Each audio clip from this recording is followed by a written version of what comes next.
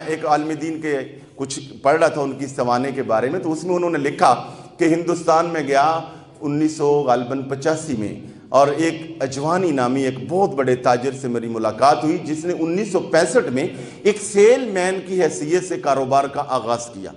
और उसमें भी वो कहता है कि मैंने जब आगाज़ किया तो मैंने एक कंपनी में किया, फिर दूसरी कंपनी में गया।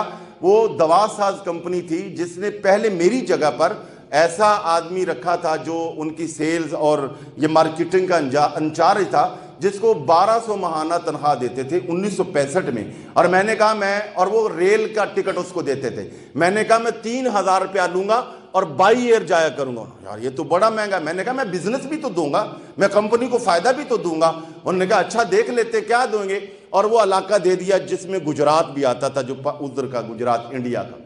और कहते हैं कि उसने कहा कि ठीक है, और साथ जब लिस्ट पकड़ाई बता दिया कि ये लोग हमारे पहले से ग्राहक हैं, ये वो हैं जो हमारी कंपनी का नाम भी नहीं सुनते। और उसमें एक लेडी डॉक्टर का नाम था, न सिर्फ हमारी कंपनी का बल्कि वो किसी भी सेलमैन को और इस तरह के जो प्रमोशन करने वाले लोग हैं अपने उस शॉप पे या क्लिनिक पे आने ही नहीं देती। और मजे की बात यह है कि हमारे आधे इंडिया में जो माल जाता है वो सारी सप्लाई एक तरफ, और सिर्फ गुजरात में उस लेडी डॉक्टर के जरिए जो मेडिसिन लगती है वो एक तरफ। इतना उसका काम है, मगर वो किसी मेल को मिलती ही नहीं। उसके साथ कोई मामला हुआ था, वो एक अलग मामला।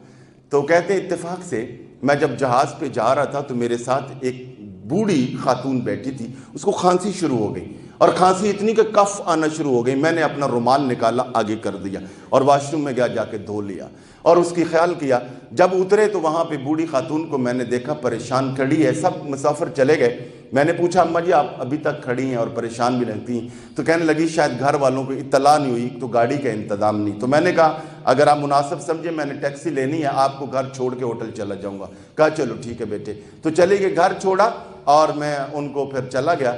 और शाम को मुझे होटल, ज़ाहिर दूसरे फ़ोन होते थे, होटल में फ़ोन आया, रब्ता किया, मैं फ़लाँ खातून बोल रही हूँ, तो मैं शुक्रिया अदा करना चाहती हूँ और आपको मैं खाने पे बुलाना चाहती हूँ। बुलाया, शाम को चले गए, और जब जाके बैठे बातचीत शुरू हुई। आपने हमारी बूढ़ी अम्मा के साथ बहुत नेकी की है, ममनून है, पूरी फैमिली ममनून है, शुक्रिया अदा किया। खाना आप क्या करते हैं? आपके पता चला, मैं इख्तिसार से अर्ज़ कर रहा हूँ, ये वही लेडी डॉक्टर है जो किसी भी कंपनी के सेलमैन को अपनी वर्कशॉप और अपनी क्लिनिक पे नहीं आने देती। तो उसने कहा आप इतने अच्छे हैं, इतना अखलाक है, तो आप पकड़िए फिर मेरा तो ऑर्डर ये पहले लीजिए। और मैंने वापस आकर अपने उस डायरेक्टर को फ़ोन किया, उसने कहा झूठ बोलते हो। मैंने कहा आपको पता चल जाएगा। जब अगली डाक के अंदर वो चेक और उसके साइन के साथ ऑर्डर पहुंचा तो वो हैरान रहा। तो कहते हैं ये मौलाना साहब ये कहानी बयान करने के बाद मैंने पूछा जनाब अजवानी उनका नाम है, अजवानी साहब, हालांकि वो हिंदू है, कि मुझे बताएं अब आप बहुत बड़े कामयाब ताजर बन चुके हैं, तो तिजारत के अंदर कामयाबी का राज क्या है? उसने कहा 3 चीजें हैं, और वो 3 चीजें मैंने अपने एक बड़े से सुनी थी और उसने एक मुसलमान आलिम से सुनी थी, मैंने भी उनको अपना लिया। वो 3 राज क्या हैं? एक सच्चाई, एक अमानत, एक अखलाक। ये 3 चीजें अपनाई, अल्लाह ने मुझे कामयाब ताजर बना दिया।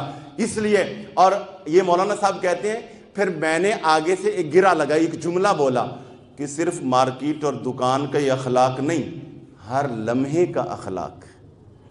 अगर वो सिर्फ अपनी ड्यूटी के वक्त ये अखलाक वाला होता तो फिर जहाज में बैठकर ये अपॉर्चुनिटी से, इस मौके से फायदा तो नहीं उठा सकते। हम क्या होता है, हम ग्राहकों के साथ और अपनी दुकान पे मार्केट में तो बहुत अच्छे, वो भी बहुत कम होते हैं, अक्सर सड़ियल, हमें पता ही नहीं है, खुदा की कसम पता ही नहीं है, यानी कि ग्राहकों को